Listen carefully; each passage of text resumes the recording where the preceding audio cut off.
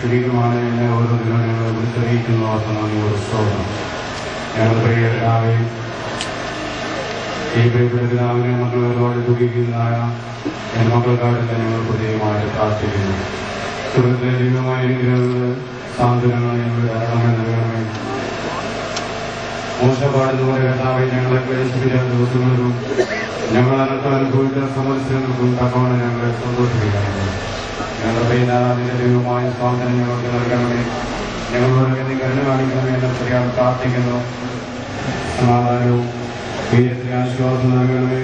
ഇതിന്റെ വചനമൊക്കെ ഞങ്ങൾ ഓർപ്പിക്കുന്നതിനായിട്ട് നമ്മയോട് സ്തോത്രം. ഒരു പ്രദേശത്തുമായിട്ട് മരണം നീങ്ങിപ്പോകും.